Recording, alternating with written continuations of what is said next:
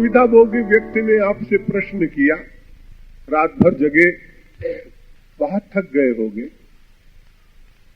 विश्राम करने की इच्छा हो रही होगी, वो तुरंत कहता है रात्रि कब चली गई मुझे पता ही नहीं लगा। क्यों? क्योंकि उस समय आपका रात का मन जो था वो देवी के साथ जुड़ा हुआ था, भक्ति के साथ जुड़ा हुआ था।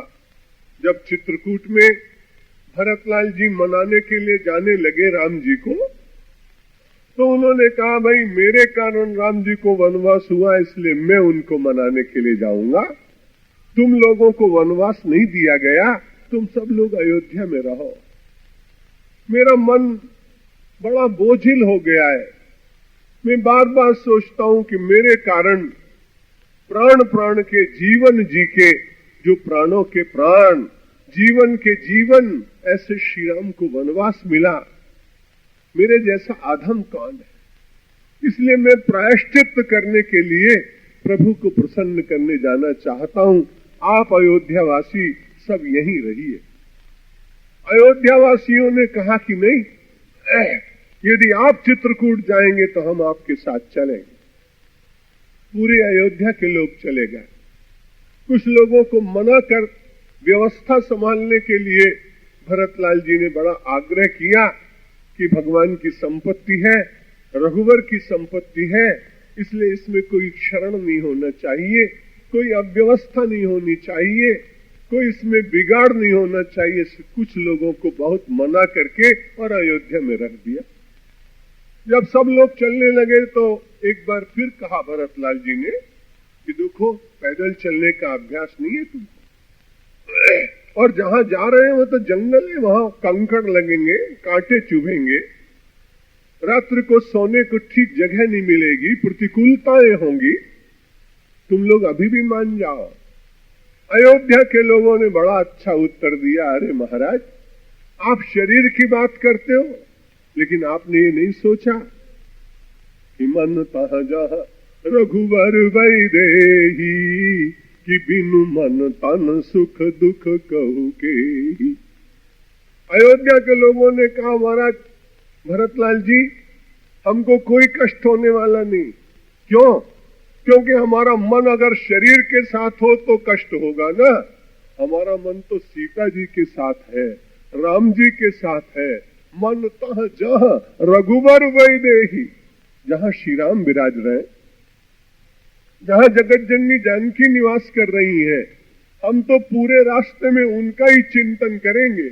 और चिंतन जब कहीं दूसरे स्थान पर होता है तब शरीर को उसकी पीड़ा का अनुभव नहीं होता। जब आप अपने मन को शरीर के साथ लगा देते हैं तो इस सत्संग करने से एक बड़ा लाभ होता है, मन को आपको विकल्प मिलता है, और विकल्प मिलता है सत्संग का, भगवत कथा के श्रवण का, आध्यात्मिक चिंतन की उच्चता का, वेदांत की गहराइयों का और परमेश्वर के विराट तत्व का। तो जब हमारा मन इन पावन तत्वों के साथ जुड़ा होता है तब धीरे धीरे बुद्धि का विकास होता है। आज बड़ी कठिनाई आध्यात्मिक सत्संगों के अभाव के कारण पूरी तरुणाई केवल तन को देख रही है। हर विज्ञापन में केवल तन दिखाई पड़ रहा है, कहीं युवक का तन दिखाई पड़ रहा है, कहीं नारी का तन दिखाई पड़ रहा है। इसलिए पूरे समाज का मन केवल वासना के साथ जुड़ रहा है, और जब पूरा समाज वासना से जुड़ जाता है तो उसके भीतर की शक्ति समाप्त हो जाती है, और जब समाज बहुत शक्तिहीन होता है तो पराधीनता फिर से आने के लिए तैयार होती है और पारतंत्र मानव के भीतर आता है। स्वतंत्रता बड़ी कठिनाई से प्राप्त होती है, परतंत्रता प्राप्त करने में कोई बहुत विलंब होता नहीं। असावधानी हुई, समाज का जीवन निर्माल्य हो गया तो पारतंत्र को आने में विलंब लगता नहीं। मैं निवेदन करना चाहता हूं आप सब भाई बहनों से कि इस देश के स्वातंत्र का रक्षण करने के लिए मन को परमेश्वर के साथ जोड़ने का प्रयत्न करना चाहिए। राणा प्रताप के वीरता के साथ जुड़ना चाहिए, शिवाजी के शौर्य के साथ जुड़ना चाहिए, महर्षि दधीच के बलिदान के साथ जुड़ना चाहिए, और ऐतिहासिक महापुरुषों ने जो इस देश को दिया है, यदि आप उनका चिंतन अपने बालकों को कराएं और आप स्वयं करें तो निश्चित बात है कि आप जीवन में बहुत अग्रसर और बहुत परम शांति के अधिकारी बन सकते हैं। जैसा कि मेरे पूर्व वक्ता परिचय कराने वाले हमारे परम प्रिय रामायण के प्रवक्ता रवि शास्त्री जी ने और स्वामी धर्म स्वरूप जी ने परिचय दिया, मुझे अमेरिका जाने का लगभग 12 बार अनुभव हुआ और इंग्लैंड में लगभग 50 बार गया हूं। संसार के 50 देशों में अपनी वांग्मयी सेवा देने के लिए परमात्मा ने मुझे उपकरण बनाया। मेरे बहुत निकट से अमेरिका के लोगों का जीवन देखा। उनके पास 2-2, 4-4 कारें हैं, 1-2 बंगले हैं, बहुत बड़ी संपत्ति है, लेकिन जिसे बहुत प्रेम से जब बात करते और उनसे पूछते कि भाई आप हमको बड़े प्रेम से सुनते हैं, अपने यहां ठहराते हैं, आपको किसी चीज की कमी तो है नहीं, आप महात्मा के प्रति इतना प्रेम क्यों रखते हैं? तो उन्होंने कहा ये बड़ी विचित्र बात है कि हम आपको देखते हैं कि ठीक घड़ी से आप 9:55 पर सोते हैं और ठीक 10 बजे आप गंभीर निद्रा में चले जाते हैं। 2-3 बार हमने देखा 5 मिनट में आपको नींद आ जाती है। हम भोजन के लिए 10-12 चीज रखते हैं, लेकिन आप उसमें से 3 चीजें लेते हैं और बड़े थोड़े से भोजन में से और आप बड़े संतुष्ट रहते हैं। तो हमको लगता है कि हम जब सोते हैं तो 12 बजे तक नींद नहीं आती और जब नहीं आती है तो गोली लेनी पड़ती है। हम जब भोजन करते हैं तो सब चीजें दिन भर हर 15 मिनट के बाद कॉफी ब्रेक, फिर टी ब्रेक, फिर उसके बाद स्नैक्स, उसके बाद फिर यहां तक हमने देखा अमेरिका में कि रात को 1 बजे भी खाते हुए कुछ लोग दिखाई पड़े। मैंने कहा भाई ये क्या है? बोले मॉर्निंग में ब्रेकफास्ट होता है, दोपहर में लंच होता है, 3 बजे स्नैक होता है, 8 बजे डिनर होता है और रात्रि को 1 बजे सफर होता है। मैंने कहा इसीलिए सफर खाते हो ना, इसलिए सफर टूट रहा है। जिंदगी के सफर को तुम्हारे सफर ये बिगाड़ देता है। और हमारे यहाँ हमारी श्रीमद् भगवत गीता कहती है खाओ, परिवार में रहो, बच्चों के साथ रहो, घर मत छोड़ो, लेकिन केवल इतना ही करो, युक्ताहार विहारस्यो युक्त चेष्टस्य कर्मसु युक्त स्वप्नामबोधस्य योगो भवति दुःखः। नियमित थोड़ा सा खाओ, थोड़ा व्यवहार करो, थोड़ा विश्राम करो, थोड़ा व्यापार करो, जितने में आपकी मन की वृत्तियां ठीक रहे उतना करो। व्यापार बहुत आदमी करता है, पैसे बहुत आ रहे हैं, नीति से आ रहे हैं, अनीति से आ रहे हैं, लेकिन बड़ी चिंता इस बात की है कि पैसा बहुत ज्यादा है, डर लगा हुआ है कि सवेरे इनकम टैक्स का कहीं छापा न पड़ जाए। अब आप बताइए कि पैसा आपको सुख दे रहा है कि नहीं, कि आपको पीड़ा में डाल रहा है? इसलिए हमारे देश में कहा भाई युक्ताहार विहारस्यो, अपना कर्म करिए, मर्यादा में करिए। और यदि मर्यादा में करेंगे तो आपको बहुत समय बचेगा, आप उसमें स्वाध्याय कर सकेंगे, आप उसमें चिंतन कर सकेंगे, आप ऋषियों की वाणी का लाभ ले सकेंगे और ध्यान कर सकेंगे कि हम कहां से आए हैं और हमें कहां जाना है।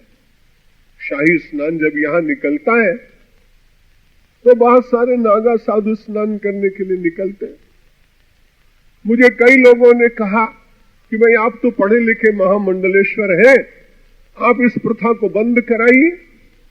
मैंने उनसे कहा कि टेलीविजन में जो गंदे चित्र दिखाए जाते हैं आप उनको बंद करा दीजिए, तो 12 बरस के बाद एक दिन निकलने वाले इन नागा महाराज को भी मैं बंद करा दूंगा। तुम 12 बरस तक तो तुम निरंतर अर्धनग्नता देखते ही देखते हो और वहां तुम्हें जरा भी लज्जा नहीं आती। वहां तुम उसे बंद कराने के लिए कोई आंदोलन किसी मीडिया के सामने नहीं करते हो। और ये महात्मा जो स्नान करने के लिए निकलते हैं बहुत कठिन है, देहाध्यास तोड़ना बहुत कठिन।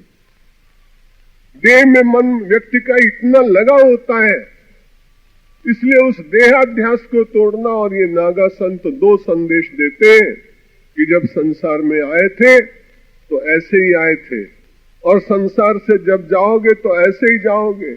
और शरीर में जो भस्म लगाते वो बार बार कहते हैं कि तुम्हारा शरीर भस्म होने के बाद भले 80 किलो को हो, लेकिन कुछ तोला ही राख तुम्हारे देह की बचती है, इसलिए वो संदेश देते हैं। वो अपने को नग्न रखकर भी समाज को संदेश देते हैं कि भाई संसार में क्या लेकर के आए जगत में और क्या लेकर के जाओगे, और मुट्ठी बांधे आए जगत में हाथ पसारे जाओगे। ये संदेश देने के लिए वो भरी सर्दी में, ठंड में, और समाज की मर्यादा टूटती होगी, लेकिन फिर भी वो अपने देह का अध्यास छोड़कर समाज के कल्याण के लिए यह मूक संदेश मानो देने का प्रयत्न करते हैं।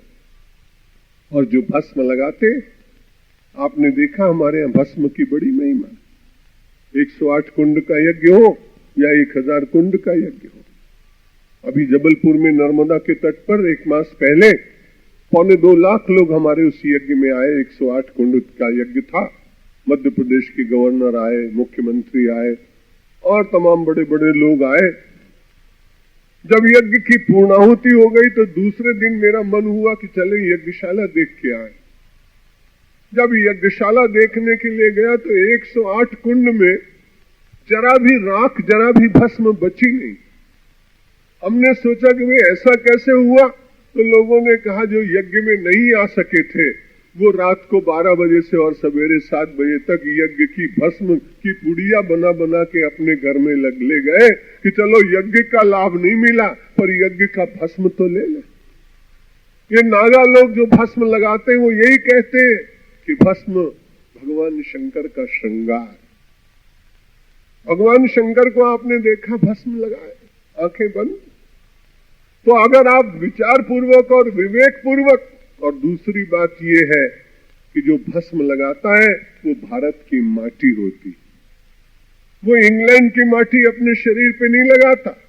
इसलिए हजारों ये नागा संत जब भारत की माटी अपने शरीर पर लगाते हैं तो हमें संदेश देते हैं कि सब कुछ भूल जाना पर अपनी भारत माता की माटी का सम्मान कभी न भूलना। यदि भारत माता की इस मृत्तिका का सम्मान मेरे और आपके जीवन में जीवित रहेगा तो अपने जीवन की माटी बना देंगे, लेकिन भारत की माटी का रक्षण करने के लिए हम उसका गौरव बढ़ाने के लिए बलिदानी बन सकेंगे। ये सारी प्रथाएं समाज को उन्नत और आध्यात्मिक बनाने के लिए है। ये विचार यदि गंभीरता पूर्वक करेंगे तो आपको बड़ी प्रेरणा मिलेगी। दोनों व्यक्तियों ने बड़ी अच्छी बात कही, आदरणीय रवि शास्त्री जी ने और आदरणीय स्वामी धर्मस्वरूप जी ने, कि बड़े भाग्य मानुष तनु पावा, सुर दुर्लभ सदग्रंथन गावा, और साधन धाम मोक्ष कर द्वारा। मोक्ष का द्वार है, लेकिन एक बात याद रखनी पड़ेगी कि मोक्ष का द्वार प्राप्त करने से पहले 4 द्वारों पे जाना पड़ेगा। और वो सबसे पहला कौन सा द्वार है? जहां आपका जन्म होता है वो परिवार का द्वार, और फिर उसके बाद में जिस नगर में आप रहते हैं वो पूर्व द्वार, फिर जहां आप जाते हैं दर्शन करने के लिए वो देव द्वार, और चौथा है फिर मोक्ष द्वार।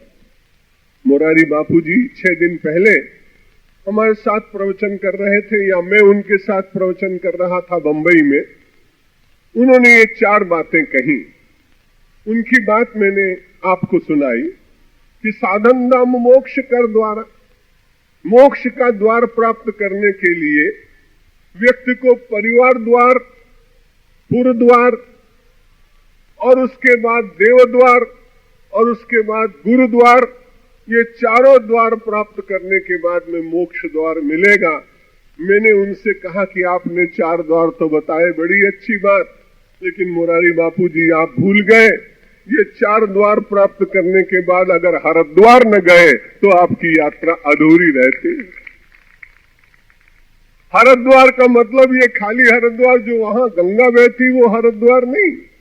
हर का मतलब होता है प्रत्येक। लोग कहते हैं हर एक व्यक्ति में भगवान को देखो, हर माने प्रत्येक। तो मैंने कहा जब तक व्यक्ति इन 4 द्वारों पे चलते चलते और हर द्वार में यानी प्रत्येक व्यक्ति के भीतर नारायण का दर्शन न कर सके तब तक मोक्ष द्वार खुलता नहीं है।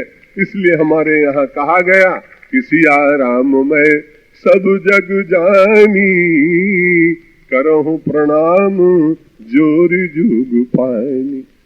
प्रत्येक को प्रणाम करने की बात है। तुलसीदास महाराज ने ये नहीं कहा कि हिंदू को, मुसलमान को, ईसाई को, जैन को, बौद्ध को, पारसी को, जरथुष्ट को, ये सब जातियों की दीवारें टूट जाती हैं। जो दीवार बनाता है, जो दीवार बनाता है वो द्वार नहीं खोल सकता, और जो द्वार खोलता है वो दीवार की महिमा मानने पर भी केवल संरक्षण की दृष्टि से उसको स्वीकार करता है, दीवार की सत्यता को स्वीकार नहीं करता। आपने देखा प्राचीन काल के आश्रम जंगल में होते थे, वृक्षों के नीचे विद्यार्थी पढ़ते थे और पर्ण कुटीर होती थी। उस ऋषि से किसी ने पूछा, बहुत राजा लोग आपके भक्त हैं, लेकिन अपने विद्यार्थियों के लिए आप पर्ण कुटीर क्यों बनाते हैं? उन्होंने कहा, पर्ण कुटीर इसलिए बनाते हैं कि इसमें दीवार नहीं होती है, दीवार में से कुछ आप देख नहीं सकते, लेकिन पर्ण कुटीर में से आप कुछ देख सकते हैं। आज लोग ट्रांसपेरेंसी की बात करते हैं, लेकिन हमारी संस्कृति में तो गुरुकुल से लेकर और मृत्यु तक हम केवल पारदर्शिता में ही जीवन जीने का प्रयत्न करते थे, इसलिए कोई किसी के प्रति संदेह नहीं करता था। जब समाज में संदेह और संशय और भ्रम जागते हैं तो एक दूसरे के प्रति अविश्वास होता है, और जैसे जैसे अविश्वास घना होता है वैसे ही लोग समाज को तोड़ने का प्रयत्न करते हैं। जिस पर विश्वास समाप्त होता है उसे समाप्त करने की इच्छा होती है, विग्रह बढ़ते हैं, वैर और ईर्ष्या बढ़ती है। ये कुंभ का मेला लोगों में प्रेम, सौहार्द, समता, ईश्वर दर्शन और सबके भीतर सिया राम में सब जग जानी का ये उदार भाव देने के लिए हर 12 वर्ष के बाद कभी उज्जैन में, कभी नासिक में, कभी हरिद्वार में और इस समय प्रयागराज में हम सब लोग ये बड़ा सुंदर उत्सव मना रहे हैं। हम लोगों के जीवन में ये बार बार संदेश मिलना चाहिए कि हम अपने जीवन में गंगा, यमुना और सरस्वती इनको अपने भीतर बिठाएं। जब गंगा आपके भीतर बैठ जाएगी तो आपको निरंतर कर्म करने की इच्छा होगी। जब यमुना आपके भीतर विराजमान हो जाएगी तो वो कहेगी कर्म करो लेकिन शांति से, धीरे धीरे। गंगा जी कितने तेजी से बहती हैं और यमुना जी माता जी आके गंगा जी से कहते हैं जरा धीरे धीरे बहो, क्योंकि एक दिन में तो आदमी काम नहीं पूरा कर सकता, इसलिए शनै शनै जीवन चलना चाहिए। शनै कंथा, शनै पंथा, शनै पर्वत लंघिनम, शनै भुक्तम, शनै युक्तम, पंचईतानी शनः शनै शनै। जब जीवन के मार्ग पर चलना है तो विवेक पूर्वक धीरे धीरे चलिए। जो व्यक्ति बाहर दौड़ते हैं उनका कार्य भी पूरा नहीं होता है और निराशा भी होती है, और वो व्यक्ति जो भगवान का स्मरण करते हुए जीवन के कार्य में से रस की अनुभूति करते हुए कार्य अगर आप करें और मशीन बन जाए तो आप और मशीन में अंतर क्या रहेगा? इसलिए मशीन न बनिए, काम करिए, लेकिन काम करते समय ये विचार याद रहे, मन में रहे कि मैं मनुष्य हूं, इसलिए मनुष्यता का रक्षण करते हुए जो कार्य होगा मैं करूंगा। जहां मानवता टूटेगी वहां अपने विराम लगाऊंगा। वो बुद्धिमान व्यक्ति बहुत अच्छे जो 100 किलोमीटर की चाल से अपनी गाड़ी दौड़ाना जानते हैं। मुझे कई बार जब अमेरिका जाता हूं तो वहां 200 और 220 किलोमीटर के हिसाब से चलते लोग।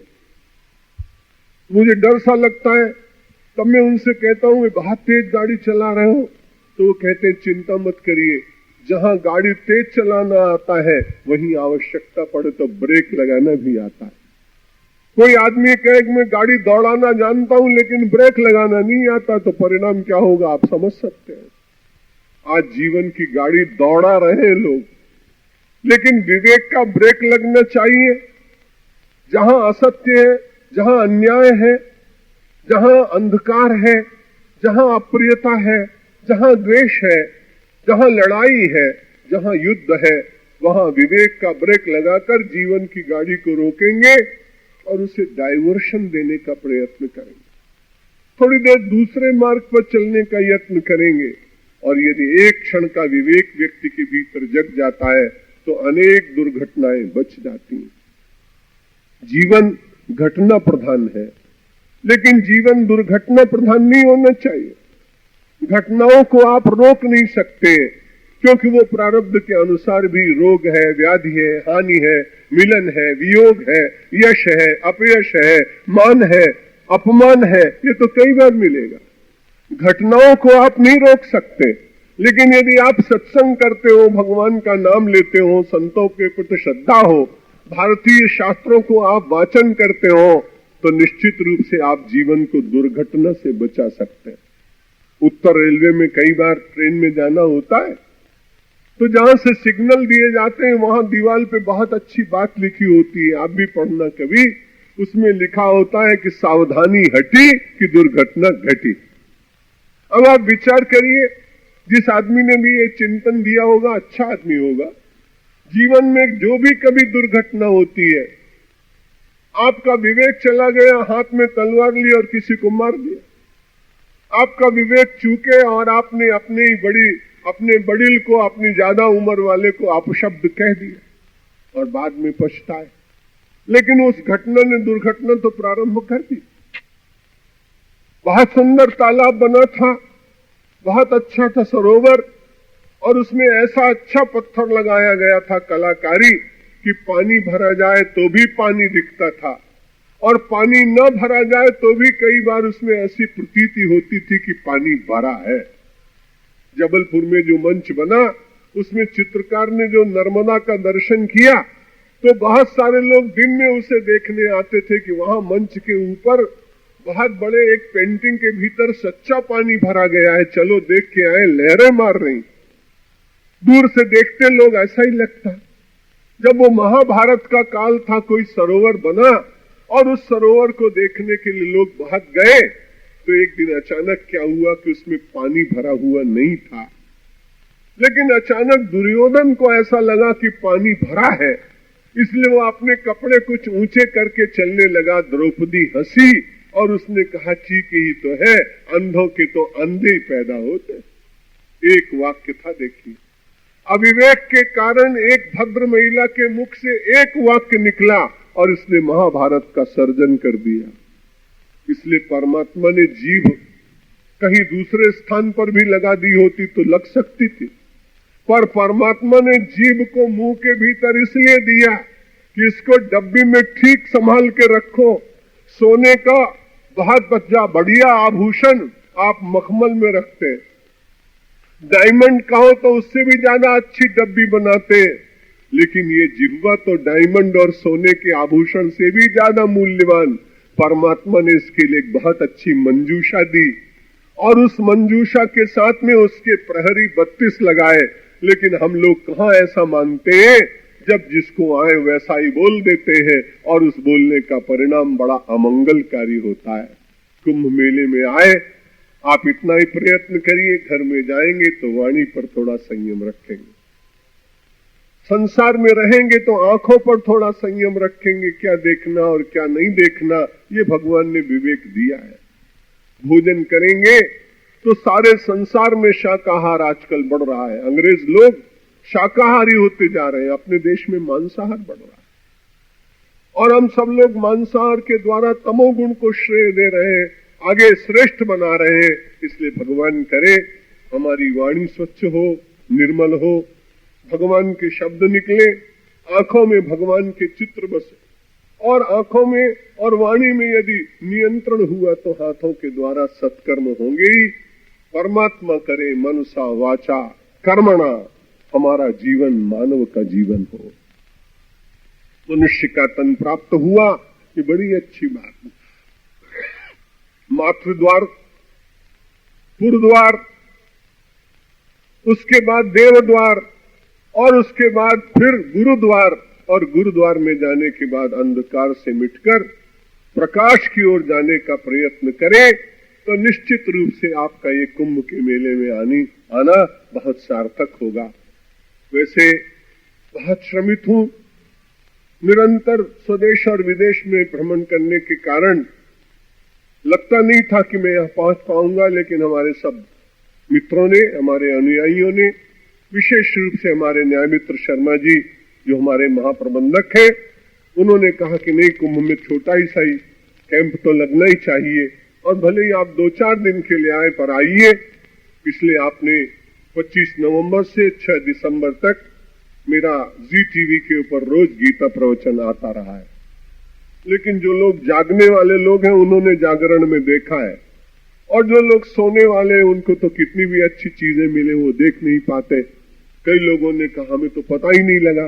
मैंने कोई पता कहाँ लगता है, हम ही लोग इतने दिन से घूम रहे हैं, भगवान का ही पता नहीं लगा, तो तुमको हमारे प्रवचन का पता कैसे लगता? क्योंकि जो सोता है वो पाता नहीं, और जो जागता है वही प्राप्त करता है। परमात्मा करे आपको जागृति मिले, कर्म, मन और वाणी को शुद्ध रखने का बल प्राप्त हो। इन्हीं शब्दों के साथ मैं यहाँ विराम लूंगा। आप सबने बड़ी शांति से सुना, बहुत धन्यवाद, बहुत धन्यवाद। ऐसे ही और वीडियोस प्राप्त करने के लिए हमारे चैनल भारत माता को सब्सक्राइब करें।